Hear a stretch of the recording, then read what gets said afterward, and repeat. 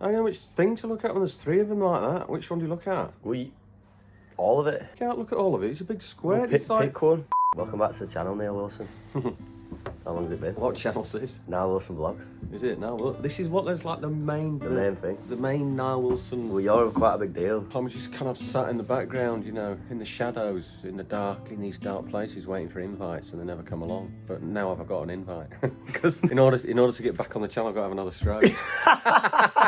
It's true. 10 years ago, something drastic happened in our lives, mainly your life, but all of our lives. Do you want to just briefly say what's happened again, Dad? Okay, so I had a stroke. Everybody knows that. Well, I think everybody knows. I had a stroke. I had a stroke in 2012. The way that I always describe this, right, is if you get a 2-litre bottle of fizzy pop and, you know, turn the bottle, turn the top, and you get that fizz that goes psst, like that.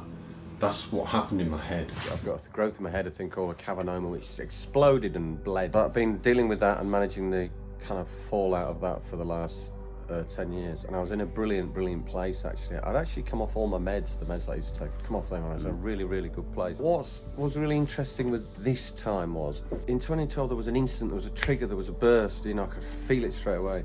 This time I started to feel the symptoms that I used to have before I felt any. But it's a bleed, change. any sort of sudden bleed or change. And then as the symptoms were building up over it, they progressively got worse, which happened the first time. Yeah, so I went to see the doctor. I went straight down to A&E.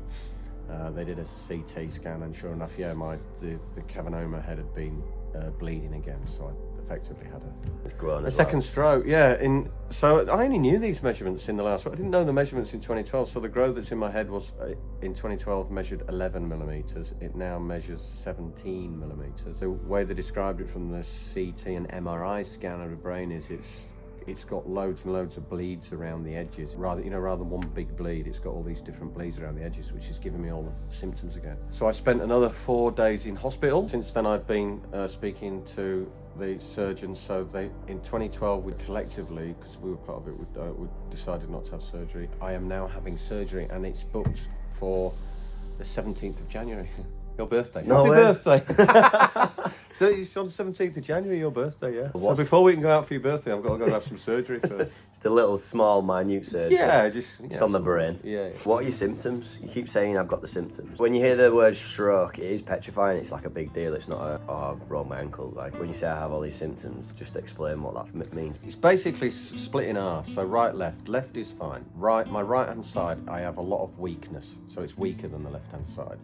Right, so in terms of the way they test that is grip strength, you know, and things like that, and pushing and pulling and all. So that I've got weakness in this side. I've also, down in my foot's really weird, my foot and the bottom half of my leg, I've got a lot of numbness and pain there. So the numbness in my foot is just bizarre. In the hospital, in order to test it, they're sticking pins in it and things. You could do anything you want to my foot and I cannot feel it. It's numb. But I can walk okay. If you stood on a nail, would you? If I stood on a nail, I wouldn't feel a thing. I wouldn't even know. I seriously, I wouldn't know. But I can walk okay. But from time to time, I sometimes lose my balance, but it's very, very rare. But from the foot upwards, right the way up to my face and my ear this time, my face and the side of my face wasn't bad 2012, it is now, is real extreme pain. It's like 9 out of 10, 10 out of 10 pain. And the best way of describing it, which is the way I always describe it, it's like spending 12 hours in the sun without, 30-degree heat with no sun cream on, and you're severely sunburnt, and it's like that all the time. The bleed and where it's located has done a lot of damage to my thalamus, and the thalamus is the pain center of your brain, which controls all the pain messages. So if you stick a knife in your finger there, in order for you to feel pain, the messages have to be sent around neurological, don't they, to the brain. This is not a great explanation, by the way, but it goes up to your brain, and your brain says that hurts. So what's happening is I'm getting signals to my brain, and the brain's saying that hurts. There's a lot of pain. So it's where I can live a pretty active and normal life. I'm also managing, really quite high, severe levels of pain at the same time. I feel really lucky because in 2012, what he said to me was, he said, you've got a 30% chance you'll have another bleed. So I went away with a 30% chance of having another bleed. And I said to him at the time, what will happen if I have another bleed? He said, well, there could be a number of things. He said, but there's a good chance you'll lose your speech because, the location and stuff. So I've had another bleed and I haven't lost my speech, have I? Much to Mum's disappointment. Heartbroken, she is, gutted. I haven't lost my speed, so I feel like I've dodged a bullet. I'm like, I can still speak. I'm now going to have surgery, and they've completely ruled out going in and cutting it out because it's way too dangerous. That could. Well, it said that'll pretty much guarantee you losing your speech. Yeah, and loss of mobility. So they're going to zap it, basically. Zap it, this gamma knife thing. They're going to zap it, cauterize it, shrink it. Hopefully that'll. Again, it's not a great episode. I need to stop the bleeding, but then I can just get on, which I do anyway. I know you do. I never. Do you know something?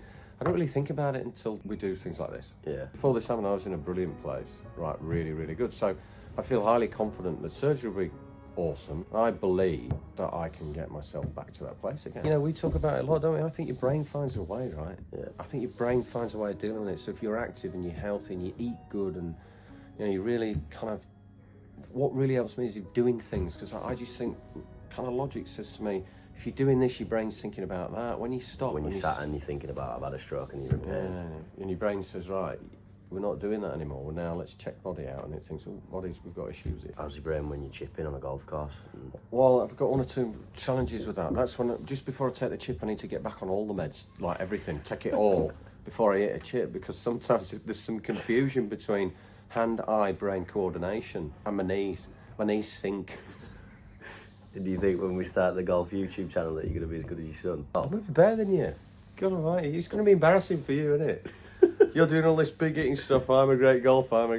Your dad's there, 2 strokes, limping along, can't feel his foot, can't chip. He's just going to beat you all the time. It's going to be epic. I'm doing it for the Stroke Association. Cheers, Paps. I think your mindset towards it's really inspiring, and that's not, you joked at the beginning, like, yeah, of course it's going to raise attention, I want to put it on the internet, but also the story, we've told it before, and the fact that you're saying this and saying you are incredibly grateful and lucky is just the way that you look at that is so amazing and inspiring for the viewer, and I think that's why I want them to see it. And I, for all of those years, forgot that you had a stroke. When it's like, it's not he had it and it's in the past, he was in pain, constant pain for those 10 years.